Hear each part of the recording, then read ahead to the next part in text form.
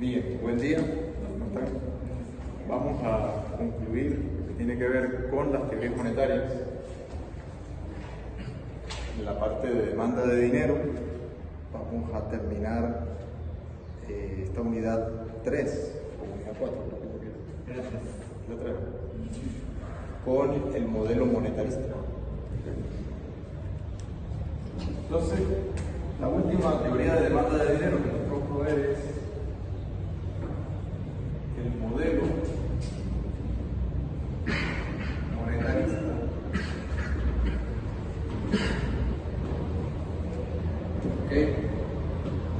de Milton Friedman, donde básicamente Friedman lo que hace es rescatar la teoría cuantitativa del dinero, los preceptos de la teoría cuantitativa, y incluir en parte la demanda especulativa que trabajaron Tobin, Baumol, basados en los postulados de Keynes.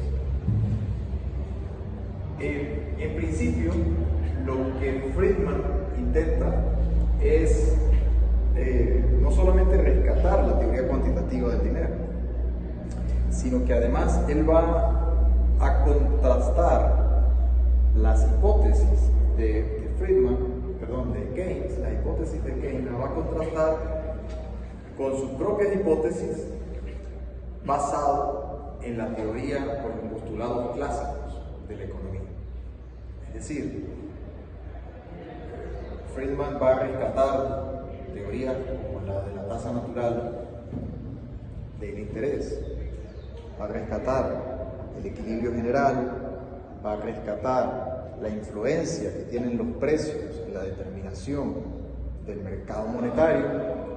Pregunta que yo les hice en la prueba y la mayoría, creo que todos, no sé exactamente por qué razón. De pronto fue que la inteligencia artificial no sabe todo. Pero yo les hice una pregunta muy simple, es decir, ¿qué se determina? ¿Qué precio se determina en el mercado de dinero? Y bueno, aunque yo lo dije aquí con fui bastante exhaustivo en explicarlo, noté que no se entiende todavía. ¿Okay? Espero que con la teoría de Friedman lo comprendan mejor. Básicamente el precio del dinero es su poder adquisitivo. Creo que salvo una persona, los demás, unos pusieron que la tasa de interés. A ver, quiero que se entienda de manera clara, la tasa de interés es el precio de los activos especulativos del mercado. ¿De cuál mercado? El mercado financiero. Luego, a partir de allí, hay una interrelación que ya nosotros hemos explicado entre la demanda especulativa y la demanda de dinero. Pero no es exactamente ese el precio del dinero. Es como que yo les digo a ustedes, ¿cuál es el precio del bolívar? Y ustedes me digan, no, la tasa de interés. Yo les pregunto, ¿en Venezuela se podría hablar de que ese es el precio del bolívar? Seamos un poquito el sentido común. Usemos el sentido común. No es la tasa de interés. De hecho, en investigaciones, estudios, en la evidencia empírica, está demostrado que la tasa de interés es poco significativa con la demanda de dinero en Venezuela. En serie de tiempo largo. No así el tipo de cambio. Ahora, ¿quiere decir eso que el tipo de cambio es el precio del dinero o el precio del bolívar? Tampoco. No directamente. No directamente. Ese es el precio de un mercado, el mercado cambiario, que no es el de dinero. ¿Ok? El precio del mercado de dinero, todo mercado tiene que determinar un precio, si no, no es mercado. Es el valor al cual se hace el intercambio entre una cosa por otra. Ahora, en el dinero, ¿qué es lo que se intercambia por dinero? Todo lo demás. Claro, bienes, pero también bonos. De allí es que la tasa de interés es una particularidad de un tipo de precio. Pero no quiere decir de que ese es exclusivamente el precio del dinero. ¿Ok? Es decir, ¿y por qué hago esta introducción? Porque nosotros hasta ahora venimos viendo dos corrientes como por separado. Una es la demanda transaccional y otra es la demanda especulativa. La demanda transaccional proviene de la teoría cuantitativa. En la medida que aumentan los saldos monetarios, si estamos en pleno empleo, la variable que se mueve son los precios, al alza o a la baja. ¿Ok? Por otra parte, el señor Keynes identifica que hay equilibrio con desempleo. En esa situación, el mercado financiero cobra una preponderancia o se empieza a estudiar qué pasa entre el mercado de dinero y el mercado de activos, que no son los bienes de consumo cotidiano, sino son el mercado de activos. Entonces aparece un concepto que es el de la demanda especulativa. La estudian formalmente Tobin y Baumol, cosa que ya nosotros vimos a través del perfil de riesgo, se evalúa el diversificador, equilibrio de cartera, y las teorías que hemos visto hasta ahora. De manera tal que Friedman, que es posterior a los autores que acabamos de señalar, era contemporáneo en realidad, pero sus estudios los realiza un poco luego. Él saca una conclusión en la que él va a analizar el mercado de dinero desde un ángulo microeconómico. A partir de ese enfoque microeconómico, él dice dos cosas. Él dice, el dinero, ¿ok?, tiene, por un lado, una utilidad de consumo,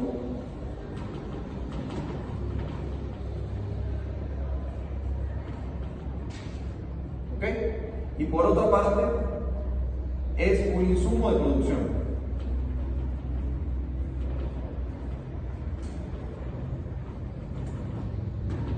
Desde ese ángulo, ¿qué es lo que él hace? Darle un aspecto micro. Es decir, va a evaluar de qué manera el dinero interviene en los procesos de consumo, por lo tanto en la función de utilidad, y por otra parte, como insumo en la función de producción. Ahora bien, partiendo de aquí, él dice lo siguiente. Él va a diferenciar o va a introducir un concepto que tiene que ver con el hecho de que los activos, ¿ok?, no solamente son del tipo financiero, sino también son del tipo reales.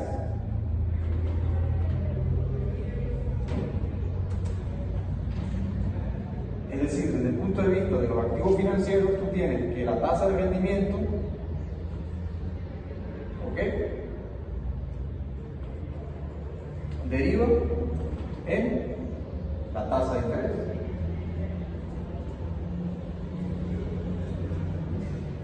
Entonces, este es el rendimiento de los activos financieros.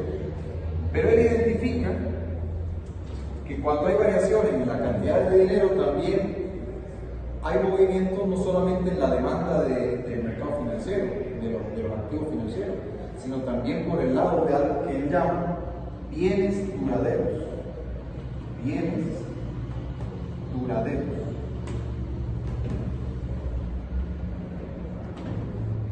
¿Ok? Llámense bienes de capital, físicos, viviendas, locales, edificios, inmuebles en general. Eso tiene que ver con el video que mandó de las crisis. Sí, exacto. Toda la teoría que nosotros estamos viendo está ya hoy en día reunida en la explicación de los fenómenos económicos que ocurren en la calidad. ¿Okay? Como ustedes se pueden dar cuenta, cada economista, tomando en consideración algo y otro tomando en consideración otra cosa, fueron haciendo aportes a la teoría monetaria. ¿De qué se encargaron los señores Baumol y Tobin? De estudiar la parte que tiene que ver financiera. Por lo tanto, se enfocaron en qué? La tasa de interés. Y describen esa trayectoria inversa que hay entre tasa de interés y demanda de dinero. Cosa que ya se ha explicado acá. Ahora bien, Friedman dice, pero es que también cuando hay movimientos monetarios, también se le dan no solamente movimientos en la tasa de interés, sino que también se dan movimientos en el rendimiento de los activos reales. Entonces, esta tasa de rendimiento de los activos reales, que son los duraderos, la vamos a llamar no otra cosa que la tasa de inflación. Porque la diferencia es que aquí estamos hablando de bienes financieros, aquí estamos hablando de bienes físicos, del mercado de bienes reales. Es decir, si ustedes se recuerdan a las primeras clases sobre el mercado monetario, ¿qué es lo que está haciendo Friedman con su teoría? Está recogiendo o está rescatando los preceptos clásicos, en el cual un movimiento, ya sea exceso de oferta o de demanda de dinero, te va a generar en contrapartida un exceso de oferta de demanda de bienes, no solamente financieros, sino de bienes reales. Y por lo tanto va a tener una influencia en la variación de los precios. ¿Okay? Entonces, cuando hay una variación en el rendimiento de los activos reales, quiere decir que también varían los precios. Exactamente. Esa variación está por la tasa. El análisis es análogo. Lo que es la tasa de interés para los activos financieros es la tasa de inflación para los activos reales. Luego, de esos activos reales, si tú derivas para el conjunto de una cesta de bienes global de la economía, entonces te vas de la inflación en activos a la inflación global de la economía. Porque fíjense que hasta este momento las teorías keynesianas habían dejado de lado el movimiento de los precios. Se restringían a simplemente asumir ceteris paribus, que los precios eran fijos, un modelo de equilibrio parcial en el cual yo solamente veo qué pasa en el mercado financiero. ¿Ok? Que es lo que hasta ahora hemos estudiado. Y que es lo que es más interesante de estudiar de la teoría keynesiana. De la teoría keynesiana lo más interesante no es el multiplicador de la política fiscal, sino que lo más interesante es la rigidez de los precios y qué incidencia tiene esta rigidez en los precios en el mercado monetario, que a su vez influye en la determinación del producto. Entonces, en este modelo, la inflación no es igual a cero. No, por supuesto, al contrario, ya va a incorporarse como una variable. Por ende, la tasa de interés nominal no es igual a la real. Exacto, no es igual. Particularmente puede serlo, pero es una situación dentro de un conjunto de posibilidades. ¿Okay? Nosotros ahorita vamos a pasar a ver qué es lo que Friedman asume fijo. Lo que pasa es que siempre cuando se construye un modelo, un sistema, tú tienes que tener en cuenta que algún valor, alguna variable tienes que tener fijado para poder construir un modelo de equilibrio parcial, estática comparativa. En el caso de los modelos keynesianos, toman en consideración fijar el nivel de precios estable y a partir de allí mover las demás variables. En el caso del modelo monetarista de Friedman, vamos a pasar ahorita a ver qué es lo que él tiene. Y de ahí va a venir la discusión. De ahí nace la discusión entre keynesianos y monetaristas. De ahí nace el debate. ¿Okay? Debate que ya ha sido en buena medida superado, pero si ustedes leen el libro, como el libro es antiguo, el libro creo que es de los 70, el libro dice textual, recientemente, un debate recientemente creado. Claro, el libro es de los 70. Es el mismo libro del Branson, sí, el Branson, el libro de Branson. Claro, hay otros libros que tratan matemáticas, de Mankey también, pero el de Branson lo trata con más detalle, específicamente para la demanda de dinero, y lleva en cuenta las distintas teorías. ¿Correcto? Ahora bien,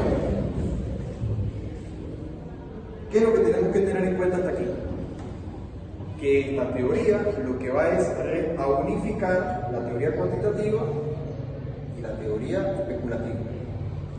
Eso es lo que va a hacer. En cuanto que el análisis que él hace es, si el dinero es o influye en el consumo y por lo tanto influye en la determinación del ingreso que afecta ese consumo, ¿ok? Entonces, ¿qué es lo que Friedman identificó estable en el tiempo? Dos relaciones.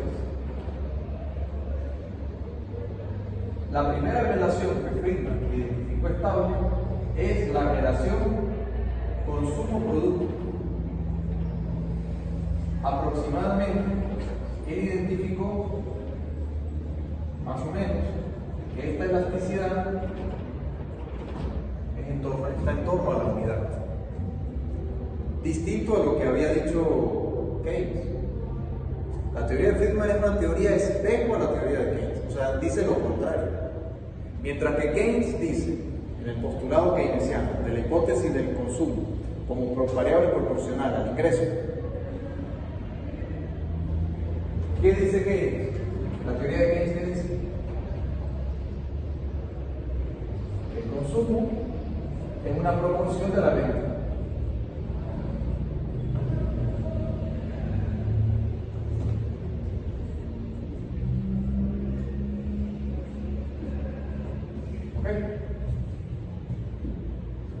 ¿Qué es lo que viene a decir Friedman? Bueno, en realidad, en un estudio de series temporales largas, en un periodo de tiempo largo, esa relación en realidad no es creciente, esa relación es estable. ¿Ok? Se asemeja más a una función logarítmica que a una función lineal. ¿Se entiende? Mantener una proporción. ¿Qué implica eso? Que mientras que en la teoría keynesiana tú tienes esta relación,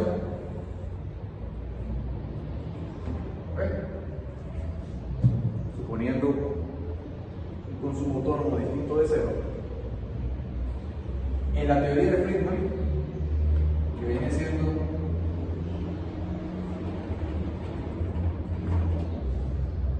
algo más logarítmico, del tipo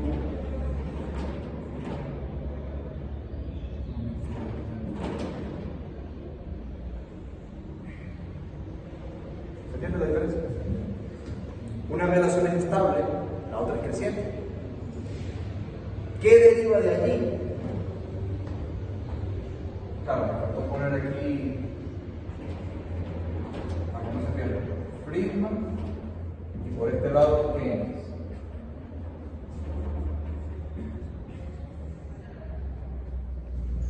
En realidad, ¿qué es lo que hace Friedman? Toma lo bueno de Keynes o rescata los argumentos que Keynes, digamos, tenían incidencia, como es la demanda especulativa, pero él la va a acoplar con la teoría clásica, pero basado en algo, en los datos. Él hace un estudio formal de series de tiempo, econométricamente, estima la función de demanda de consumo y encuentra una relación estable en un periodo de casi 80 años, de 1880 hasta aproximadamente 1960. En ese periodo de tiempo él determina que en realidad esa función creciente no es tan así, que hay una relación estable entre los dos. De aquí que deriva, algo que supongo que debieron ver es la teoría de la renta permanente.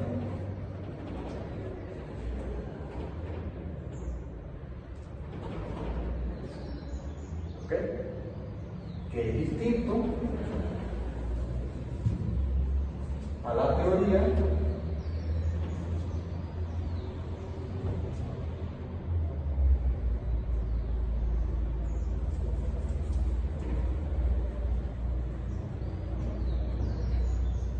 de la propensión marginal a consumir. ¿Okay? ¿Qué es lo que dice la teoría permanente?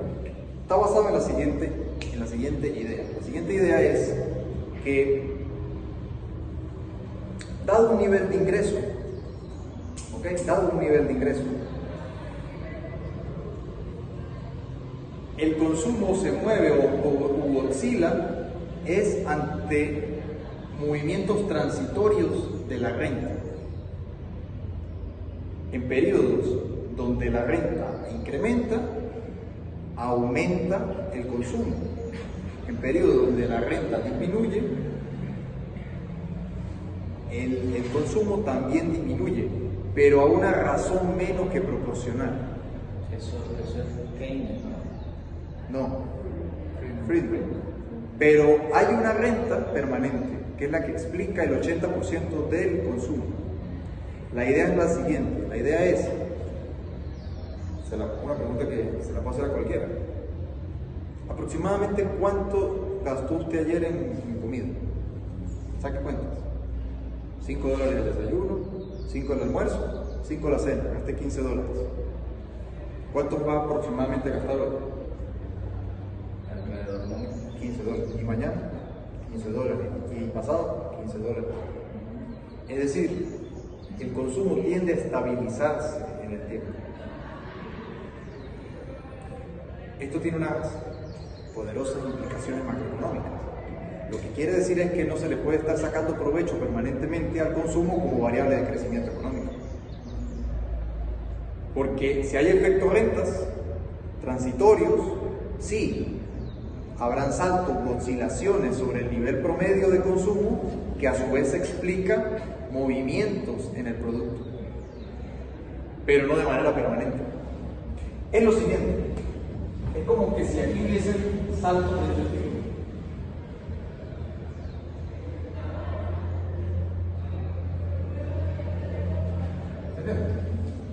Pero el promedio se va acercando sobre una tendencia. ¿Ok?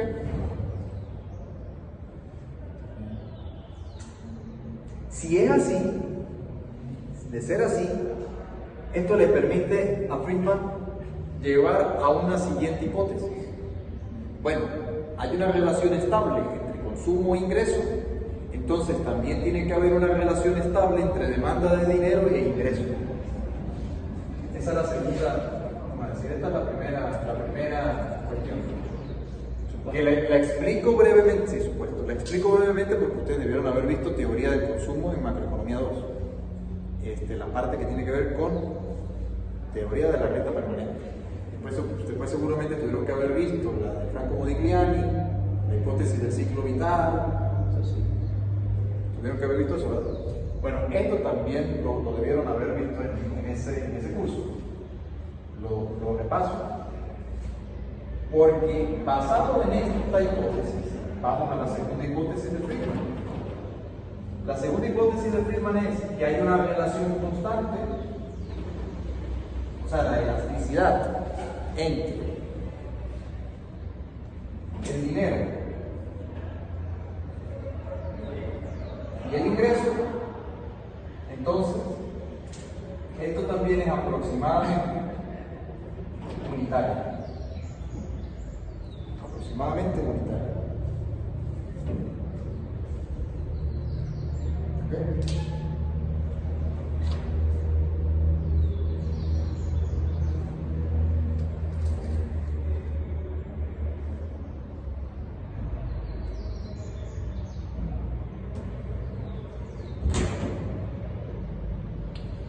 Es decir, si aproximadamente el consumo en el tiempo se estabiliza, entonces las transacciones de la economía también deben ser estables. Por lo tanto, la demanda de dinero en el tiempo, y más aún a corto plazo, no debería estar oscilando de manera importante. Siempre y cuando no haya ni inestabilidad económica ni ilusión monetaria. La inestabilidad económica se refiere a que no haya profundos cambios o volatilidad en la tasa de interés o en el nivel de los precios. O sea, esto de aquí. Siempre que eso sea estable, hay estabilidad en la demanda de dinero. ¿Ok? Y por otra parte, la ilusión monetaria hace referencia al hecho de que no hayan efectos renta o efectos riqueza ilusorios. ¿Qué implica esto? Que haya una, digamos, propensión a atesorar bienes porque está aumentando sus precios. Es decir, es una conclusión derivada de la anterior, cuando hay ausencia de inflación. ¿Okay? La ilusión monetaria, un concepto que lo vieron en macro, ilusión monetaria. Bueno, a lo mejor en macro no se ve con tanto detalle. Aquí en monetaria es el momento para hablar de la ilusión monetaria. La ilusión monetaria, se lo explico brevemente. Vamos a retrocedernos a Venezuela de los años 2010-2015. Si ustedes recuerdan, el precio de los carros, el precio de las viviendas, el precio de las maquinarias, el precio de los activos reales en general, cada mes, cada periodo siguiente, aumentaba, ¿verdad? Eso a corto plazo genera una ilusión monetaria. La ilusión monetaria es que da una sensación como de que está aumentando mi valor patrimonial neto, pero está aumentando en términos nominales, no en términos reales, porque lo que resulta es que todos los demás bienes también están subiendo de precio. Entonces, básicamente, ¿qué es ilusión monetaria? Es la diferencia entre una revaloración o revalorización de un activo en términos reales contra una revalorización en términos nominales. Tiene que ver más o menos con la pregunta que le hice en el grupo. Recuerden cuando tenemos la riqueza total, que es igual al dinero más los bonos. Cuando hay una disminución en la tasa de interés, quiere decir... Aumenta el precio del activo. Exacto, tiene que ver más o menos con eso. Claro, pero en ese caso, el modelo keynesiano, como no contempla variaciones en los precios, entonces no lleva en cuenta la ilusión monetaria. La ilusión monetaria aparece cuando la revalorización no es en términos relativos, sino es en términos generales. O sea, básicamente la diferencia entre variación de precios relativos y variación de precios globales. ¿Me explico? Si este marcador, por lo que sea, empieza a aumentar de precio en el mercado, pero solo aumenta el precio del marcador, el que fabrica marcadores y el que vende marcadores va a tener un aumento real de riqueza. Ahora, obviamente, a mí que me lo acaban de regalar, no lo voy a dar a nadie, lo voy a atesorar. Entonces, ¿qué implica eso en términos de demanda de dinero? Que cae la demanda de dinero. ¿Por qué? Porque aumenta la demanda de atesorar no dinero, sino de atesorar activos distintos al dinero. Por eso estoy diciendo, esto es válido siempre y cuando se cumplan dos condiciones: que haya estabilidad económica, macroeconómica, y por tanto no ilusión monetaria. Porque en presencia de ilusión monetaria se da un atesoramiento de bienes en detrimento del dinero y cae la demanda de dinero, con lo cual dejaría de ser estable la demanda. Entonces, conclusión de esta primera parte del modelo monetarista, y esto es muy importante porque si no se comprenden los supuestos, difícilmente se comprenda la teoría monetarista. Y ojo, hay economistas en la UCB, en la central, diciendo cualquier cantidad de barbaridades. Pero el problema no es que las digan, el problema es que luego van al Banco Central, no voy a decir nombres, pero van al Banco Central y llevan a cabo la política monetaria actual que tiene el país, que es nefasta. ¿Por qué es nefasta? Porque está empobreciendo la economía del país. ¿Por qué? Porque en el fondo de todo de la teoría monetarista está una variable muy importante: velocidad de dinero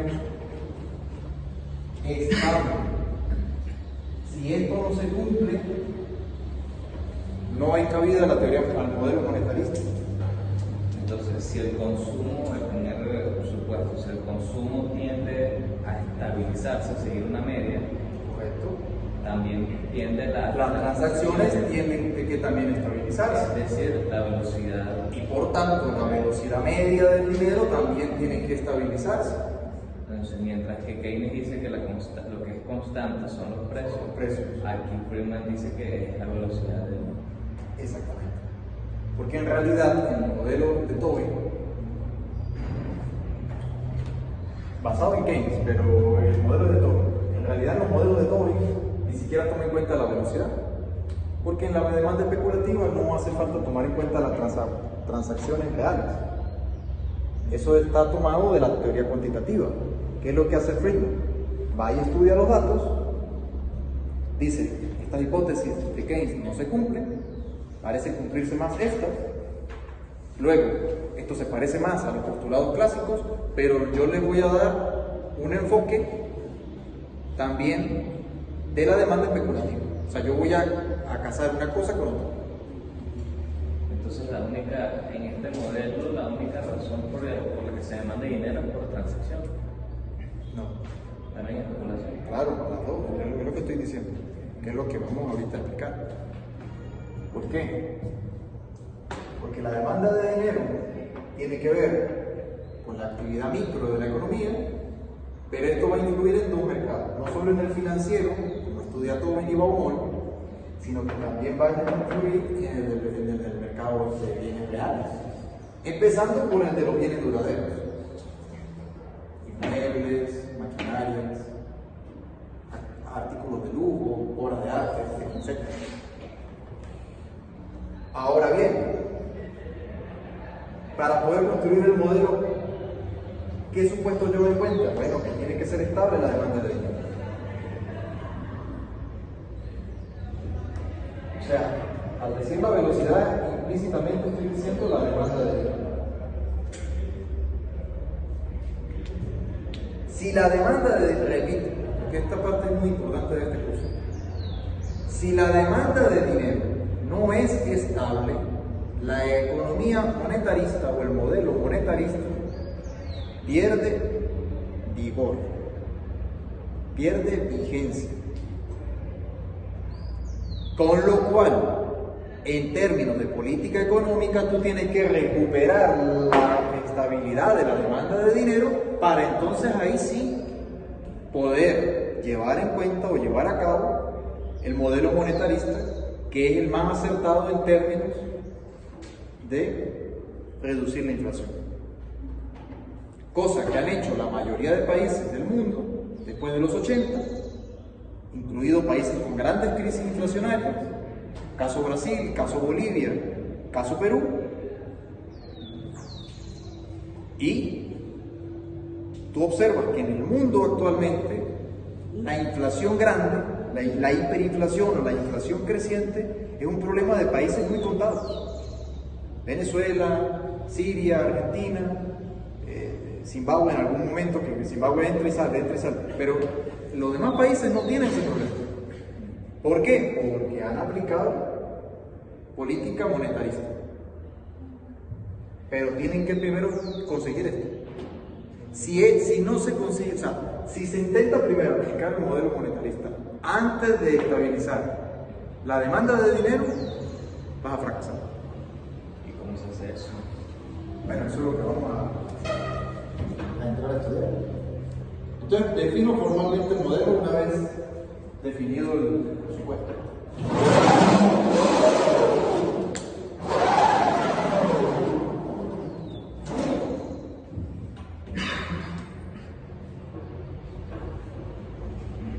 El modelo viene dado por lo siguiente.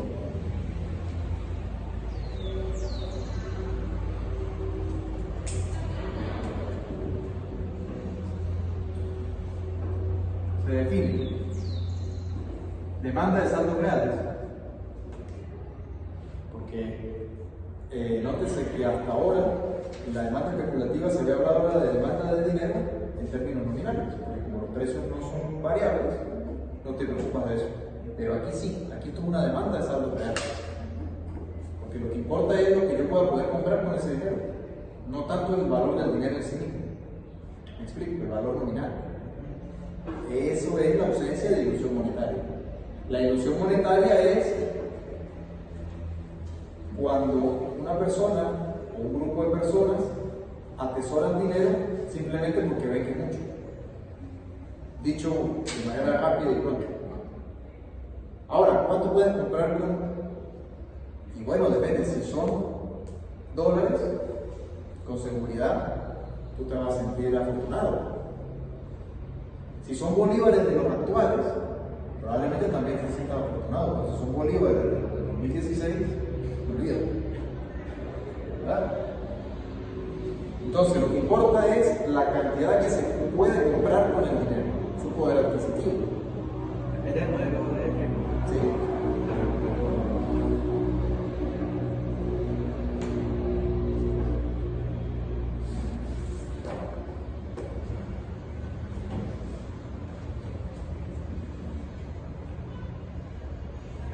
Entonces, ¿de qué depende la demanda de saldos reales? Por supuesto, depende del nivel de ingreso y depende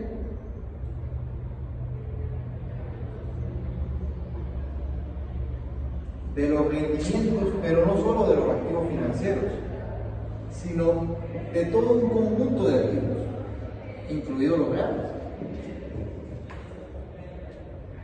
¿Okay? La demanda de saldos reales está en función de Ingreso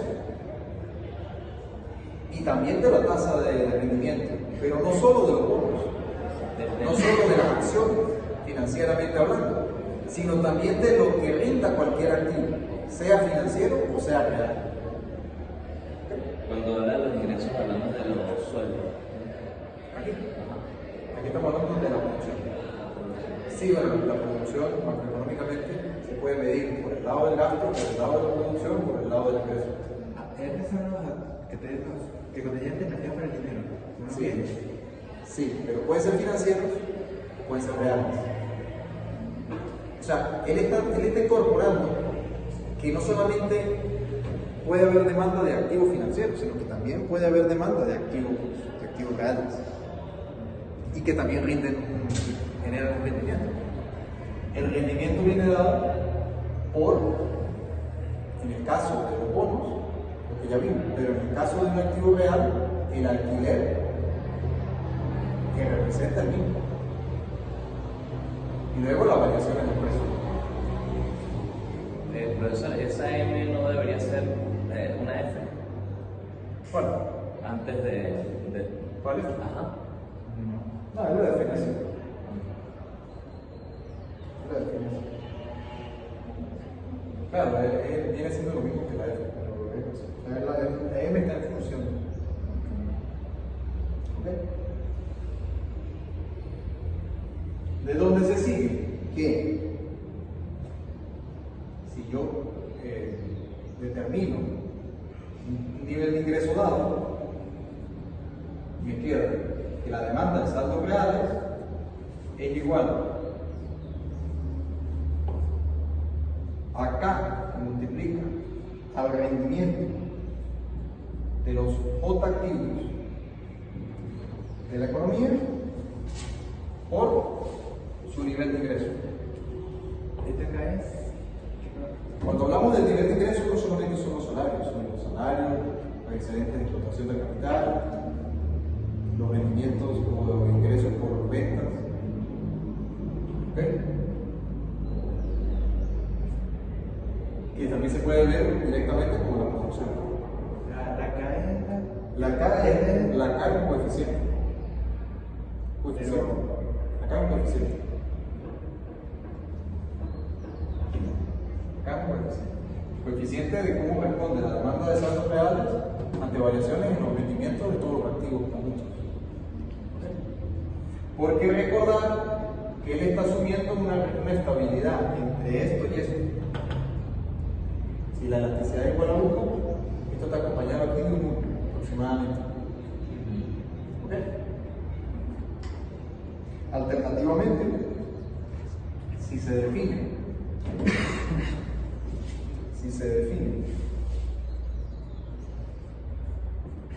M minúscula como la demanda de saldos reales,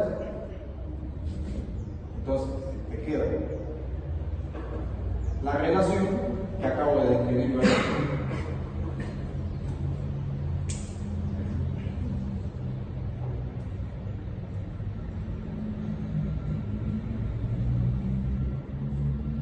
Exactamente esta relación que yo acabo de describir.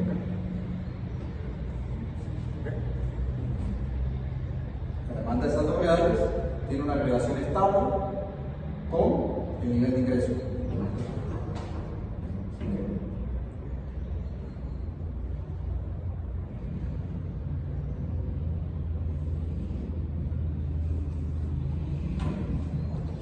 Entonces,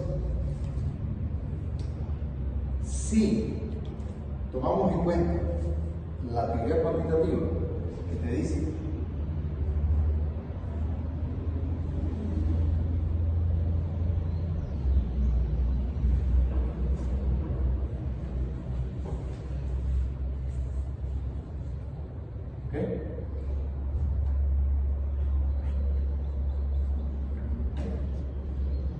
tomando logaritmos, quedaría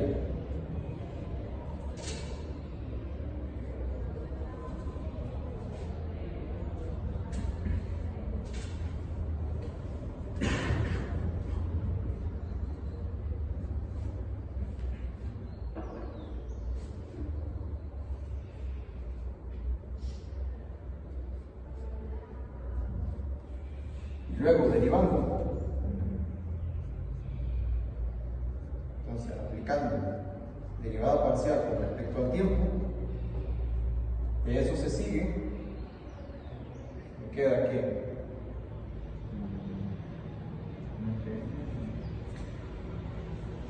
La tasa de crecimiento del dinero más la tasa de variación del crecimiento de la velocidad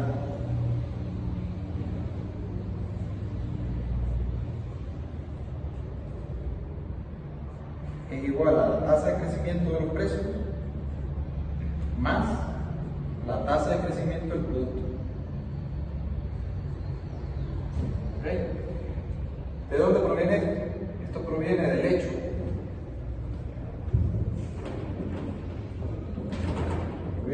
de que si yo tengo f de x igual al logaritmo neperiano de x, que a su vez está en función del tiempo, entonces la derivada parcial de x respecto al tiempo es igual a regla de la cadena, derivada de la externa por derivada de la interna. La derivada de la externa es 1 sobre x, la derivada de la interna es la derivada de x. Entonces sigue x punto sobre x es igual a x minúscula punto, es la tasa de crecimiento de cualquier variable. ¿Okay? Aproximadamente,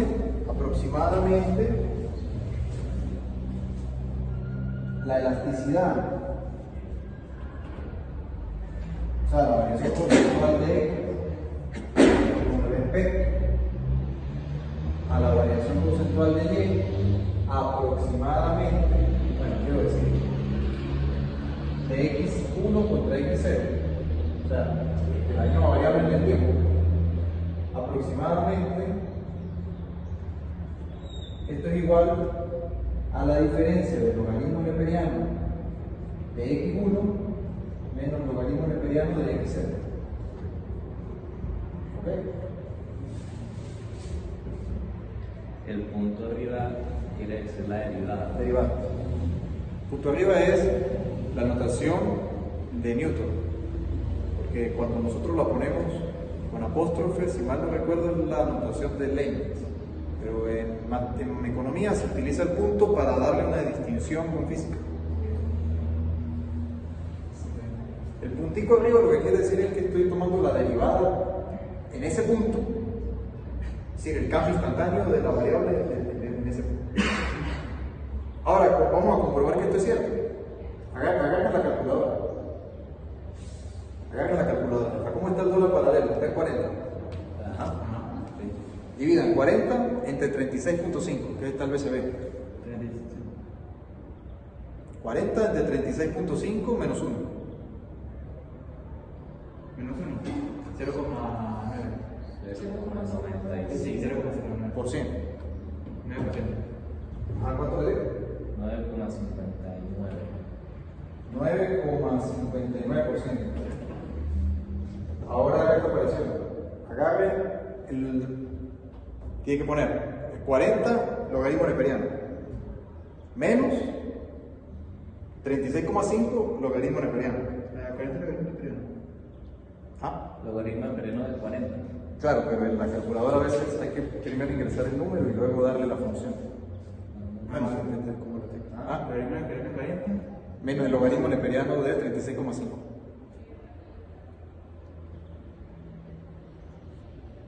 Por ciento. Por ciento. ¿Cuánto le da? 0,21. Perdón, 9,16. 9,16%. Lo que estamos describiendo matemáticamente aquí Sí, alrededor. se comprueba a través de ese cálculo 5. Es una aproximación que nos sirve para efectos de modelo. Entonces, aplicando lo que yo acabo de describir allá, aquí me queda que m minúscula punto más b minúscula punto es igual a b minúscula punto más minúscula, y aquí le voy a poner una R y ya voy a explicar por qué. Punto. Donde m minúscula punto es la tasa de crecimiento del dinero. O sea, esta es nuestra variable de política económica. Por eso el modelo se llama modelo monetarista.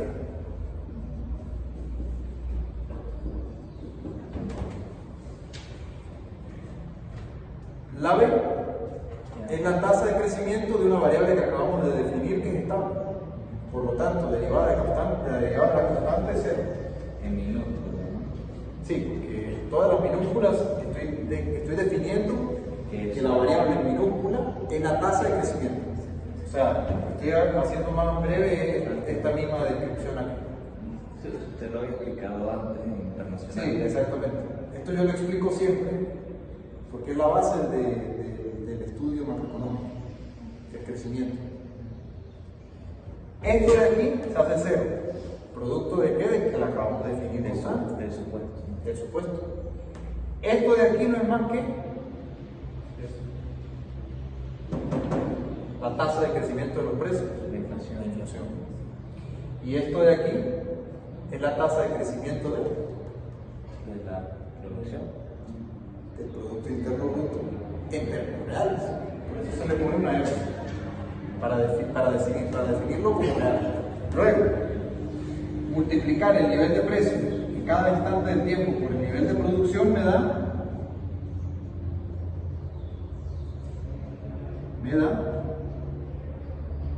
el nominal.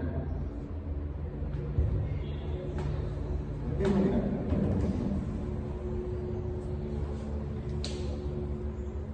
¿Ok? Entonces, de aquí que extraigo yo, de ahí yo voy a extraer, vamos a ponerlo por acá.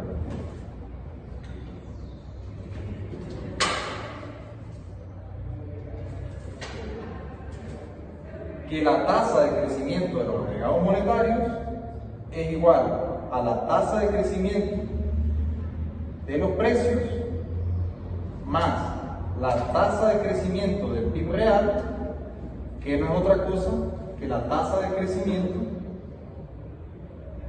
del PIB nominal, es decir, una entidad macroeconómica, pero con un detalle, que en este caso nosotros vamos a identificar que la demanda de saldos reales,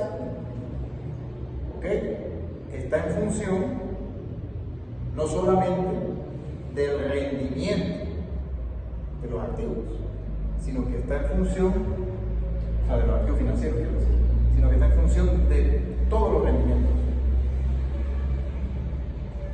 que son la inversa del nivel de los precios. Con lo cual, por eso se llama se le dice que es un enfoque moderno de la teoría cuantitativa. Porque el enfoque moderno de la teoría cuantitativa te dice que si está cerca del pleno empleo, un aumento rápido o acelerado de los agregados monetarios te genera un incremento rápido y acelerado de la tasa de inflación. Pero con un detalle. A diferencia de los clásicos que consideraban que la economía estaba en el pleno empleo, Friedman, por eso es que él dice, después de Keynes todos somos keynesianos, porque Friedman reconoce la posibilidad de que haya equilibrios con desempleo. Y en un equilibrio con desempleo, entonces, la famosa curva de Phillips, aumentada por expectativas, se te convierte en una relación inversa en que a largo plazo ocurre un proceso de estanflación. Es decir, desaparece el trade-off entre desempleo y tasa de inflación. Clásico keynesiano. Cuando digo clásico me refiero a clásico keynesiano, o sea, en la teoría clásica de Keynes. Pero la teoría clásica de Keynes, llevada a cabo por Tobin, Baumol, Hicks, Hansen, entre otros, en los años 50 el propio Phillips estudia la relación que hay entre la tasa de inflación y el desempleo en Londres, en Inglaterra, y encuentra esa relación inversa de corto plazo. Cuando se aumenta el periodo a un periodo de tiempo más largo y además se le incorpora expectativas de inflación, entonces, ¿qué es lo que hace Friedman? A través de una teoría de las expectativas adaptativas, justamente encuentra que vamos a decir, la curva de Phillips, considerando que tienes por este lado inflación, por este lado el desempleo, ¿okay? Que en principio vendría siendo algo así, ¿okay? Que en principio vendría siendo algo así. Ellos encuentran que a largo plazo se convierte en algo así. ¿Okay? Proceso de estanflación. Proceso de estanflación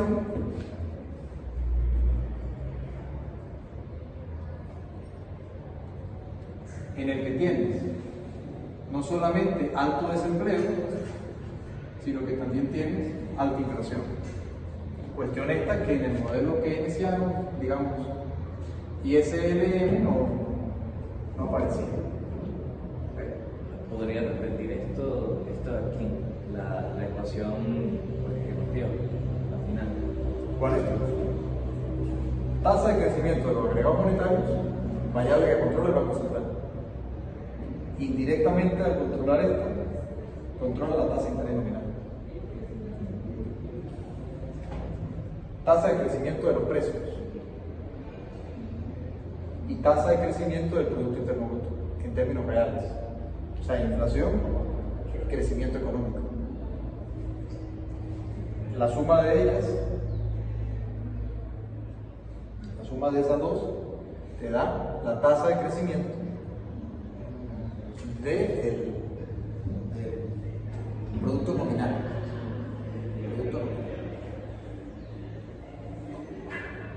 Si ustedes ven el producto nominal de Venezuela entre el 2013 y el 2020, cayó o disminuyó el PIB nominal. ¿De qué? Del 2013 al 2020 en Venezuela, el PIB nominal aumentó o cayó. Aumentó, pero aumentó por esta vía, no por esta. En realidad por esta cayó. Pero como fue malo que aumentó aquí, el PIB nominal aumentó. Pero cuando tú lo deflactas, encuentras que en términos reales, en realidad el PIB real cayó. ¿Sí? Ahora bien, de aquí se sigue que ante sendas de estabilidad entre el nivel de agregados y el nivel de los precios, en sendas de estabilidad, con las condiciones económicas adecuadas, me refiero a las condiciones microeconómicas, o sea, con un consumo positivo, estable, pero creciente, quiero decir creciente, me refiero a que no está cayendo. Y ante un nivel de producción que puede captar cada vez más recursos de la economía, entonces la teoría monetarista, ¿qué es lo que dice? Que ante una crisis, la manera más rápida para salir de ella, siempre y cuando esté en tipo de cambio flexible, es por la vía de los agregados monetarios, más que por la vía de los gastos fiscales. Y en eso se basa la teoría monetarista. ¿Ok? Si tienes estabilidad en la demanda de dinero y tienes una microeconomía sana, con buenos niveles de productividad, obviamente todo esto implica lo que Friedman llamaba free to choose, o sea, libertad para elegir, libres mercados, con condiciones microeconómicas favorables en libres mercados y competitivos, ¿ok? Entonces, aumentos de los agregados monetarios te pueden sacar de un bache económico, de una crisis.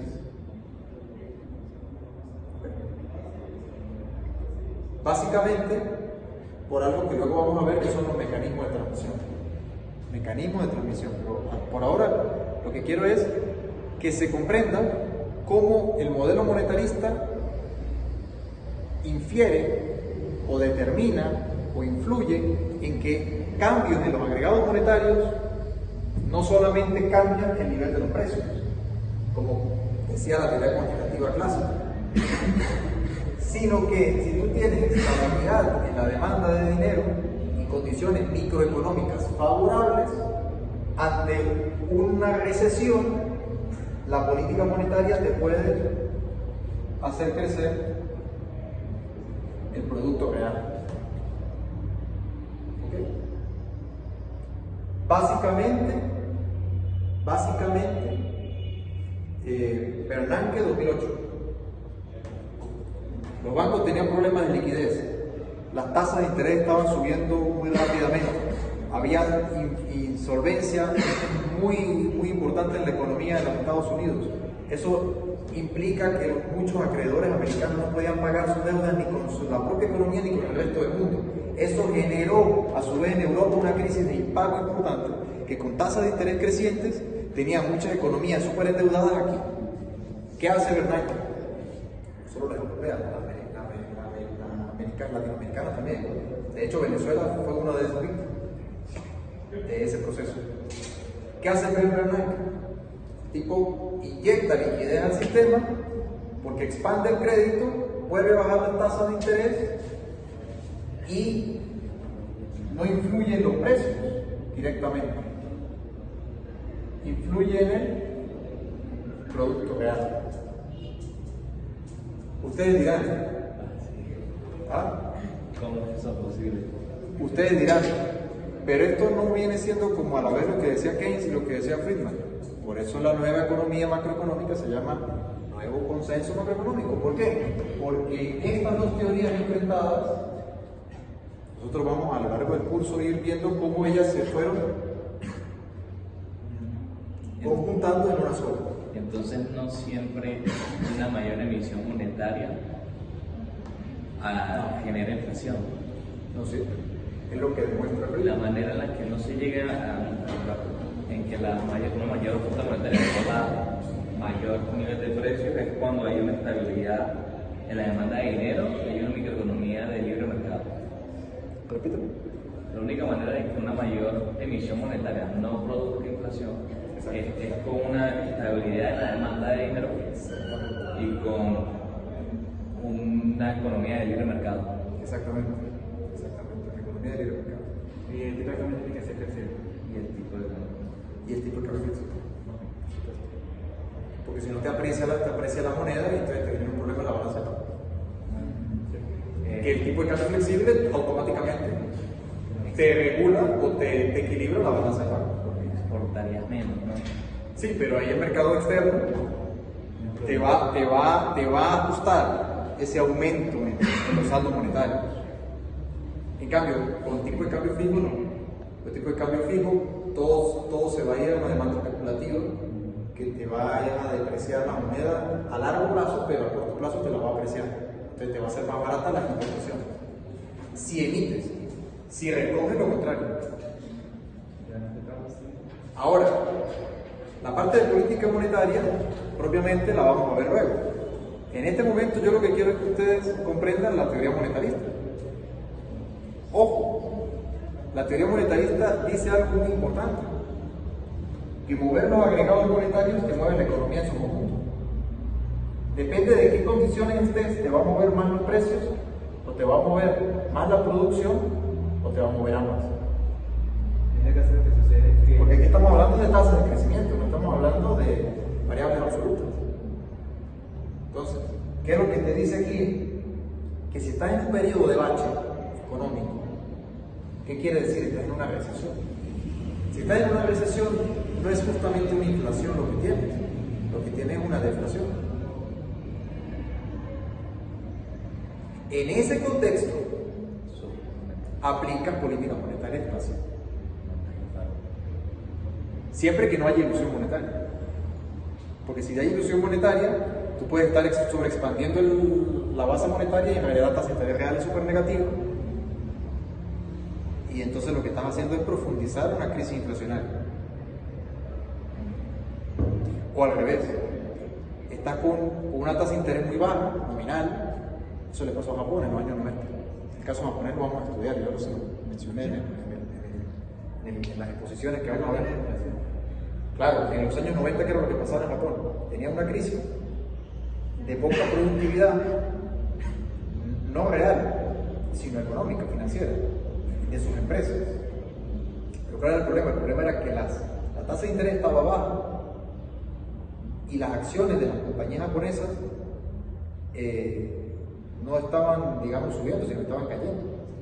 Entonces, ¿qué fue lo que hicieron la política monetaria japonesa? ¿Qué fue lo que hizo? Recogió más dinero. Pero claro, en realidad tenían una tasa de interés real muy alta. Porque la relación entre tasa de interés y valoración de los activos no siempre es la nominal que dice el modelo de Tobin. Si estás en un contexto donde los precios no son rígidos, sino que los precios se están moviendo, tú tienes que ver es la real. Entonces te tienes que retornar al modelo de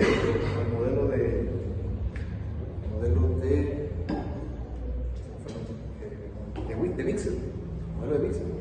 ¿Por qué? Porque tiene una tasa de interés real alta y en ese contexto de tasa de interés real alta es lógico que los precios de los activos caigan porque está en un proceso deflacionario. Los precios están cayendo más rápidamente que lo que aumenta el consumo de demanda de bienes más baratos. En tal contexto, ¿qué fue lo que hizo la política monetaria japonesa? Profundizó la crisis. En vez de contrarrestarla, la profundizó, porque sufrió de ilusión monetaria, sufrió de ilusión nominal. Ese error los japoneses ya no lo cometen más, pero lo cometieron en los 90, trajo una crisis en la economía asiática que a su vez derivó en una crisis en la economía latinoamericana y del resto del mundo. ¿Okay? Entonces, ¿qué hora es? 9:56. Entonces, en conclusión, con esta ecuación, digamos, el modelo monetarista va a hacer uso de la política monetaria. De la política. Lógicamente, el mismo caso es aplicable, pero al revés. Si estás en un periodo donde el Producto Interno Bruto está en una fase de sobrecrecimiento real, sí, está en una fase de sobrecrecimiento y la economía está sobrecalentada y empiezas a tener presión inflacionaria, es porque hay un exceso de demanda de bienes. En contrapartida, tienes un exceso de oferta de algo, de dinero. Entonces, ¿qué es lo que corresponde en ese caso? Bajar la demanda, bajar la oferta monetaria. Entonces aquí, en este caso, la inflación no se da por no tanto una mayor oferta de dinero, sino que antes de eso es que hay una mayor demanda de bienes. Es que puede ser una u otra, pero en cualquier caso, llegado a ese punto estás en esa situación. El país, la economía está en esa situación. Que hay más dinero que... Claro, y al estar en esa situación, entonces la política monetaria, en términos monetaristas, te dice, si estás en recesión, política monetaria expansiva.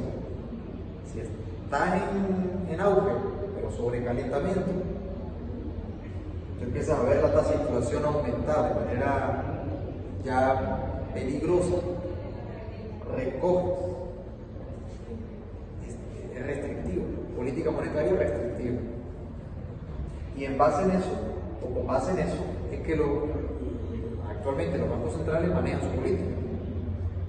Pero repito, para poder que eso se lleve a cabo, tú tienes que tener una demanda de dinero estable. ¿Cómo se consigue eso? En caso de que se pierda, estabilizando los microfundamentos. ¿Cuáles son los microfundamentos? La confianza y el crédito. La confianza y el crédito. Es decir, tú tienes que tener una capacidad de responder ante los saldos monetarios que emites. ¿Okay? Para que esa demanda de aquel dinero no se vea disminuida. ¿Y cómo se logra? O sea, ahorita porque yo estoy contactándolo con el caso de Milei, ¿no? Pero él está proponiendo, bueno, o es lo que él ha dicho, de que sería ideal que cada quien escogiera qué tipo, qué divisa quiere.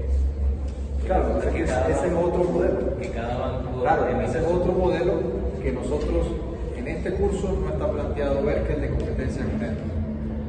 Es trata de que en una economía hay muchas monedas cada... Sí, pero ese es otro modelo que en este curso no está planteado porque no forma parte, digamos, del programa de monetaria en pregrado.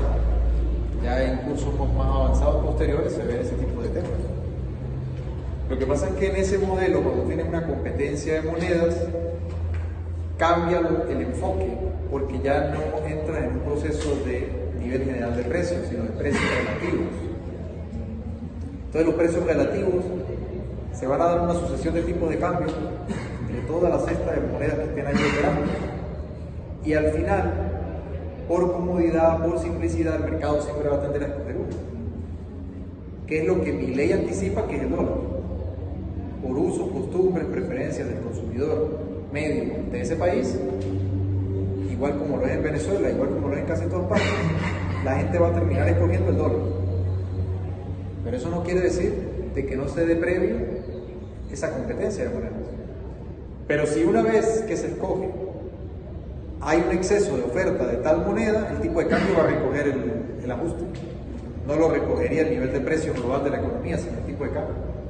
Depende de qué tanto sea sensible el nivel de precio de los bienes con ese tipo de cambio, y depende de qué tanto genere distorsiones en los precios relativos. Yo les pongo un ejemplo para que me entiendan de lo que les estoy hablando. Tú puedes tener un proceso inflacionario, y en ese proceso inflacionario, en primera instancia, en la economía sufrir de ilusión monetaria. También hay ilusión monetaria cuando hay un proceso deflacionario, lo acabo de describir con el problema de Japón. Pero vamos a partir de un caso en el que hay inflación en la economía. Si hay inflación en la economía, en primera instancia se da una ilusión monetaria. En esa ilusión monetaria, de repente, vamos a suponer que hay un conjunto de bienes en esa economía. En ese conjunto de bienes de la economía, al principio, yo les pongo a ustedes el ejemplo. Hay bolsos, teléfonos y termos. Una economía muy sencilla aquí, y nosotros vamos a intercambiar eso por, no sé, lápices. Vamos a suponer que duplicamos la cantidad de lápices, triplicamos la cantidad de lápices. Todos los demás bienes que no han variado van a tener mayor valor nominal. Pero vamos a suponer que en principio, lo que es más valioso aquí son los celulares. Vamos a suponer que cada celular valga 10 lápices, los bolsos valgan 5 lápices y el termo valga 3 lápices. Aumenta la cantidad de lápices en la economía. Entonces pasaría a valer los teléfonos, por ejemplo, de 10 lápices a 15 lápices. Pero de pronto el bolso, que valía 5 lápices, pasa a valer 10 lápices. Y el termo, que valía 3 lápices, pasa a valer 9 lápices. ¿Se están dando cuenta del problema?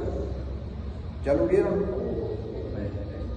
Tenemos más la elasticidad del... O sea, en términos relativos hay una distorsión. Porque los celulares, que se supone que eran los más valiosos antes de la expansión monetaria, en términos de lápiz, en realidad perdieron valor. Porque aumentaron solo su mitad de precio, mientras que a esto se triplicó y esto se duplicó. Bueno, tal cosa sucede en la economía realmente. Se llama distorsión de precios relativos. Cuando hay proceso inflacionario, se genera la distorsión de precios relativos. Al generarse distorsión de precios relativos, se genera una redistribución del ingreso automáticamente. Porque si ella, que era la que tenía los teléfonos, pasa a tener menos, y él, que era el que tenía los termos, pasa a triplicar, ella solo aumentó la mitad su valor. Tú la triplicaste. Entonces la inflación, ¿qué hizo en la economía en términos distributivos? Transfirió riqueza de ella a ti. Bien.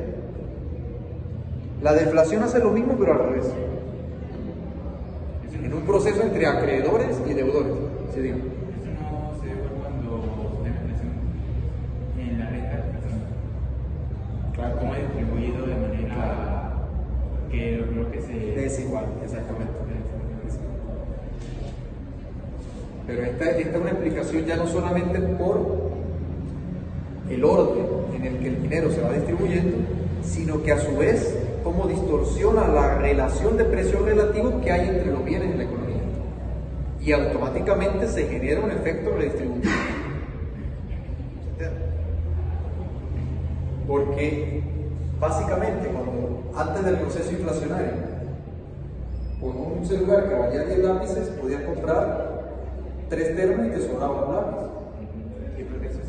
Mientras que ahora, que aquel vale 15 y este vale 9, puede comprar uno y tiene que buscar más lápices para poder comprar el segundo. O sea, la de los celulares se empobreció, el de los termos se enriqueció. La pregunta es, ¿hizo algo el de los termos para enriquecerse? Nada. ¿Hizo algo la de los celulares para empobrecerse? Nada. Y luego vienen con el discurso de que no, que la riqueza depende de ti y es un proceso intrínseco a la personalidad y al esfuerzo humano. Hay que estudiar un poco más economía para entender que si estás en un proceso inflacionario o vas a ser ganador o vas a ser perdedor independientemente de lo que tú hagas. Ojo, no estoy queriendo decir con esto que el esfuerzo no vale, por supuesto que no, el esfuerzo está en el origen de la microeconomía. Lo que yo quiero decir es que la economía es un poquito más compleja que simplemente llegar y decir, bueno, yo motivacionalmente quiero tal y tal, no, bueno. En realidad, los grandes inversores lo que hacen es jugar a la economía. Saben cuándo una cosa va a tener más valor, saben cuándo va a tener menos, la compran antes de que suba de valor o la venden antes de que pierda valor. Y ese es el juego económico. ¿Preguntas? Rafa, ¿por qué el cambio? ¿Por qué esa actividad? Porque un teléfono, lo que sucede en caso de que puede un termo aumentar. El ejemplo que yo estoy dando. Ajá. Sí, el ejemplo claro, porque puede aumentar, porque esa introducción entre nosotros, viendo que vale más el teléfono. Porque al final hay una demanda intrínseca de cada bien real. Claro, hay una demanda intrínseca. Entonces hay unos bienes que pueden aumentar de precio, pero recuerden que la inflación es un aumento promedio. Es como usted dijo, como el Hay bienes que tienen mayor elasticidad. Mientras más elasticidad tengan, menos poder de de incidencia de aumentar los precios tienen. En cambio, aquellos que son menos elásticos tienen mayor posibilidad de aumentar precios. Pues tiene que ver con el video que mandó usted de la crisis. Tiene que ver, Como claro. está pasando en Estados Unidos, de que hay una inflación y efectivamente están aumentando el precio de los activos, pero hay otros activos que están aumentando en relación a la inflación. Claro. ¿Qué es lo que hace el Banco Central? El Banco Central se va a la variable monetaria. Lo que pasa es que hay dos maneras de verlo, por eso puse aquí entre paréntesis la tasa de interés. Luego vamos a ver de qué manera se controla, bien la cantidad de dinero o bien la tasa de interés. Les anticipo, y con esto termino la clase, que Friedman hablaba era de controlar o mover agregados monetarios.